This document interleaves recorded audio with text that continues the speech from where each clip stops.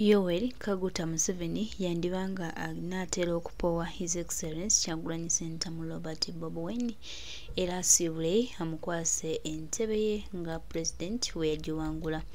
Kino nno kiddiridde ku bigenda mu maaso. Plan za mwami Tebukabulwa Kyagulanyi Ssentamu Robert Bobi azirinnyeemu ate ng'ebbanga lyonna mwami Museveni abadde alwana nnyo okulaba nga asigala ku toopu nga tewali amuwunyamu nga tewali amugambako, naye Kyagulanyi Ssentamu Robert Bobi alabika nga amukuttiridde ddala wali ewaluma wamuleetedde n'okusiibula.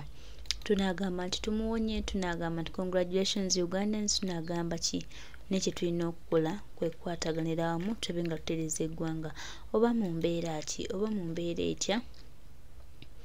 Question eri emu kulaba nga tukolaganira wamu era tukwataganira wamu okutereeza eggwanga lyaffe. Tulina okukkiriza nti Mukama Katonda nga atukwatiddeko nga tukulembezza era nga tulina ekyokuddamu kimu tuwa kitagenda mu maaso. Banamukutu gwa Uganda State Affairs amanya neddoboozi nze Papa Stride.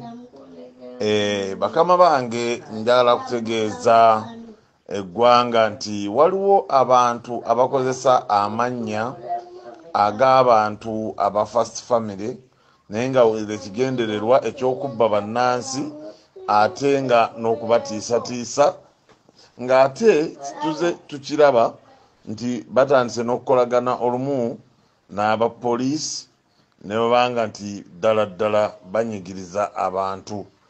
Waliwo ettaka erimu eryasendeddwa eno endejje. Ettaka lino liriko history egamba nti lya Buganda. Abantu b'endejje bonna beekuumulanga bonna ne beekuŋŋaanya ne bagenda ne beekuŋŋaanyiza ku kibira ekyo. Mwalimu n'essabo, mwalimu n'ebintu ebyobuwangwa bya Buganda ne basinkanira awo. Naye wavuddewo amawulire agagamba nti waliwo omwana omu ate kansala. To make the matters worse wa Nuupu. Ate nga be bamu abagamba nti ffe tugoba abantu ku mataka, ffe tunyigiriza abantu, ffe tukola buli kimu, naye nga bakozesa amannya g'abantu abakulu. Mukama wange Your Excellency the President owulira bulungi, n'abakulu abapoliisi abakulu abali wano muwulira bulungi. Ensonga eyo erimu eggumba ddene nnyo era ngenda kuginoonyerezaako Mukama wange njongereyo wano era oyongere okugitegeera, kubanga kivuddeko okuleetera abantu batandise okulowooza nti abakola ebintu bino ba NRM naye nga abakola ebintu bino baabo banuupu bennyini ate ne batukyayisa mu Buganda. Sebo Mukama wange okyakyetaagisa okukwata oyo yenna akozesesa erinnya lya First Family tujja mukwata era tujja kubategeeza. Mwebale nnyo, mwebalire ddala. Ensonga eno lwaki ngiremerako Mukama wange Your Excellency the President, taata n'abakulu mwenna ba members of Parliament abali wano, all security of organs zonna eziri wano. Ensonga eno ngiremerako olw'ensonga tusanze obuzibu mu Buganda nga bagamba NRM government yeegoba abantu ku mataka, yebba amataka, Abanyankole be babba amataka, songa bano abantu bakozesa amannya gaffe, amannya ga gavumenti, amannya g'abakulu abali mu gavumenti, naye ng'ate bambi tebalinamu mukono okkakkana ng'ate be bamu abadde ku buzindaalo ne batukola ki ne batwonoonera. Mukama wange Your Excellency the President n'abakulu mwenna abali wano n'aba Wakiso District ku nsonga eno tugenda giremerako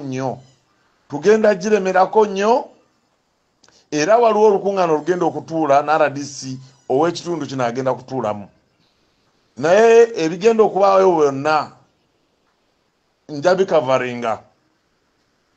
Era nja kusaba abakulu abalala abajja okuva mu First Family oba SFC oba ki abajja betwandyagadde batwegatteko naddala mu Intelligence Department bafollowing ensonga zino, kubanga mu Buganda batukyawa nga batuteekako amatu g'embuzi naye nga embuzi nga sifu abazirya bebo banyininyini benyini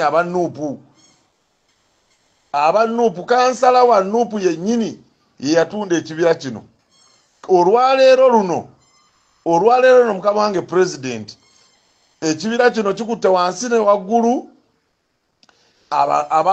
Abaganda abamundejje bagamba kyali kibira kyabwe, era olwaleero luno bagamba nti ow'ekitiibwa gwe sijja kwogera ku mannya no kwasaagala kumwogera mannya ng'ate wa first family nti yali behind this, ate nga bawaayiriza he's not part of it era takikwatibwako. Wabula nsaba mukama wange Your Excellency the President o deploying SFC intelligence etandike kunoonyereza ku nsonga eno. Bagenda ne bonoona erinnya lyaffe naye ng'erinnya lyaffe balyonoonera bwereere, naye ng'amazima gennyini ng'abantu baffe si be bali mu bintu bino. Abantu bano beekolera ebintu byabwe naddala abanuupu, ate ne bamala ne batwonoona mu Buganda nti ffe tutemya amataka, ffe tusaanyizayo ebyobuwangwa. Mukama wange ensonga eno tukyagiriko nnyo, era kino mponinga nga agenda okubeera chairman ow'eggombolola lya oba constituency ya Makindye Ssaabagabo wa NRM nti buli omu anakyesazaamu, kobeere DPC, kobeere RPC, kobeere DRDC. Mukama wange Your Excellency the President ensonga eno sigenda kugisiriikirira. Mukama wange njaba kuwa amannya bulungi oba njagasindika wendera okusindikira information yange. Mukama wange ogafune omanye baani abali behind this, era omanye baani abakwononera erinnya mu Buganda. Sebo mukama wange ensonga eno ngenda giremerako nnyo mu Makindye Ssaabagabo, era very soon ojja kuwulira Buganda ng'efulumiza ekiwandiiko ekyogera ku ttaka lino lyennyini, naye nga mazima gennyini temuli muntu wa NRM yateekamu mukono. Omukono abagutaakamu banuupu.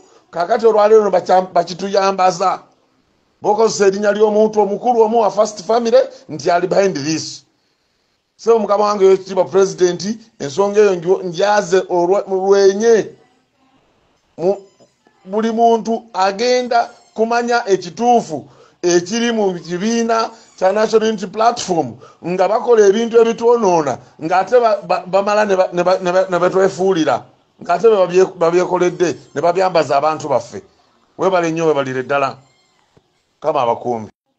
Ekiwandiiko kino yebbaluwa RDC gye yawandiise ng'alaali Kasaidi ey'omwana ono yasibibwa nabali bonna abagenda okubeera agenda kuba olukuŋŋaana ku ttaka eryo lyennyini.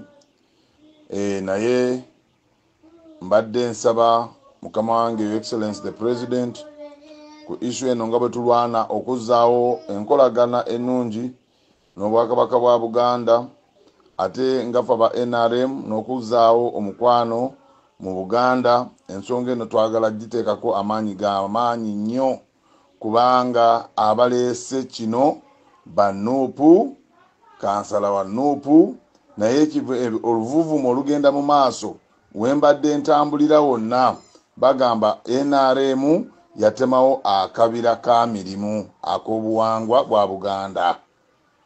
So mukama wange ensonga eno njagala Your Excellency the President, mukama wange oli ku mukutu guno otakinga action on this very particular issue.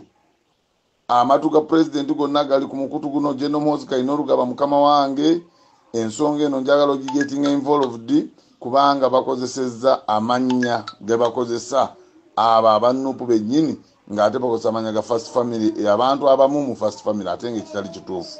So twetaaga kukiteekako amaanyi, abalala balabireko.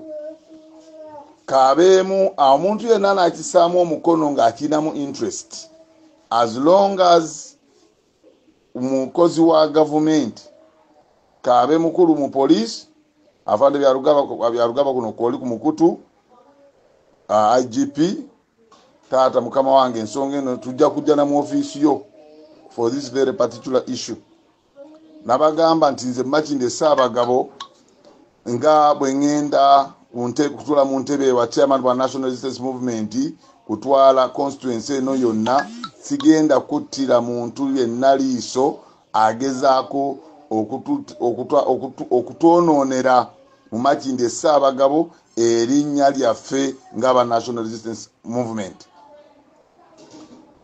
So njala kwongera kuyimirira ku mukutu wano nga mbagamba nti bakama bange Abaganda abali bakkiriza abava mu Makinde Ssaabagabo nga bali bakkiriza mu misambwa gwa mirimu sebo fe NRM tetulina mukono ku kintu ekyo era tewali memba n'omu gwe bakozesa ng'ava mu saidi yaffe ya NRM oba mu First Family ayina omukono mu kintu ekyo.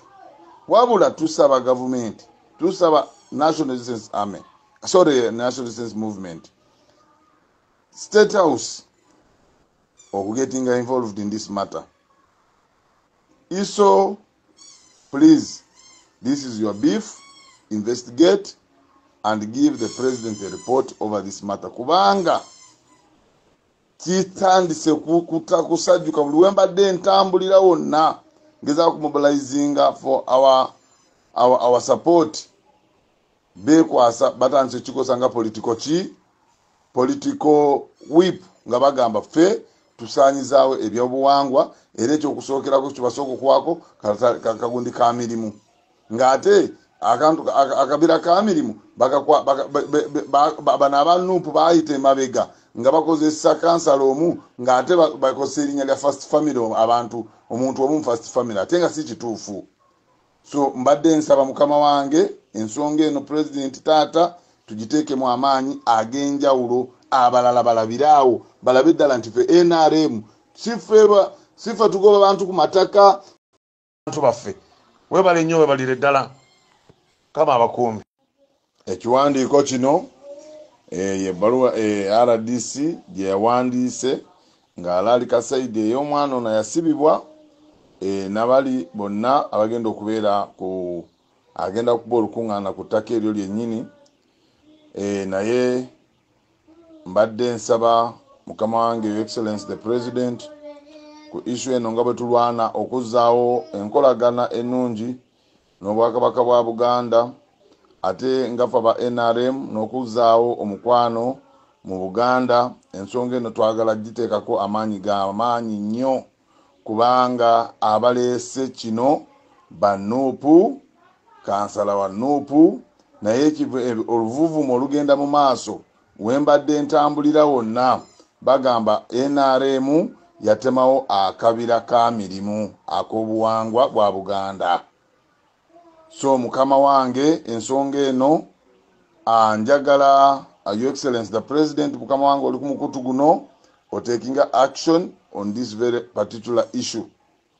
Amatu ga president gonna gali ku mukutu guno General Moses Kainerugaba mukama wange ensonga eno njagala getting involved kubanga bakozesezza amannya ge bakozesa abanuupu bennyini ng'ate bakozesa amanya ga First Family abantu abamu mu First Family ate ng'ekitali kituufu. So twetaaga kukiteekako amaanyi abalala balabireko kabeemu omuntu yenna n'akisaamu omukono ng'akinamu interest as long as mukozi wa government kabe mukulu mu police afande byarugaba kuno kwoli ku mukutu IGP taata mukama wange ensonga eno tujja kujja na mu office yo for this very particular issue. Nabagamba nti nze Makinde Ssaabagabo nga bwe ngenda kutula mu ntebe wa chairman wa National Resistance Movement kutwala constituency eno yonna sigenda kuttira muntu yenna liiso agezaako okutononera mu Makinde Ssaabagabo erinnya lyaffe ng'aba National Resistance Movement. So njala kwongera kuyimirira ku mukutu wano nga mbagamba nti bakama bange Abaganda abali bakkiriza abava mu Makinde Ssaabagabo nga bali bakkiriza mu misambwa gwa mirimu sebo fe NRM tetulina mukono ku kintu ekyo era tewali memba n'omu gwe bakozesa ng'ava mu saidi yaffe ya NRM oba mu First Family ayina omukono mu kintu ekyo. Wabula tusaba gavumenti, tusaba National Resistance Army, National Resistance Movement, State House getting involved in this matter. ISO, please, this is your beef, investigate and give the president a report over this matter. Kubanga kitandise kusajjuka buli wembadde ntambulira wonna ngeza kumobilizing for our support. Bekwasa batandise kikosa nga political whip nga bagamba ffe tusaanyizaawo ebyobuwangwa era ekyokusookerako kibasooka okwako kagundi ka mirimu ng'ate akabira ka mirimu bano abanuupu baayita emabega nga bakozesa kansala omu ng'ate bakozesa erinnya lya First Family omuntu omu mu First Family ate nga si kituufu.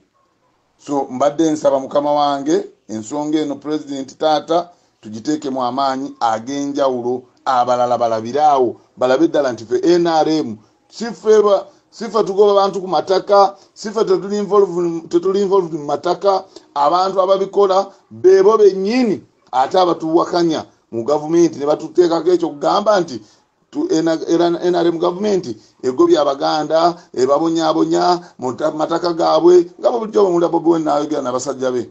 Kaakati olwaleero no bano tugenda okubakwasiza ensi ekitegeere nti tetulina mukono abantu ababyekolera bebo bennyini ate abatuvumirira. Mwebale nnyo mwebalire ddala. Afande Kibuuka naawe ndabanga wali kubanga wano ndabo Bwakabaka bwa Buganda bwawandikanga 16/5/2024 nga bwandikira Director Side Land Protection Unit Side Headquarters Uganda Police Force Kibuli. Kakati nga waliwo obugizi bw'ettaka nenda banga Kabaka Protection Unit naawe bakuwaako nga saba wolereza abawaako kati mwe mutekwa kwa namwe mwakola report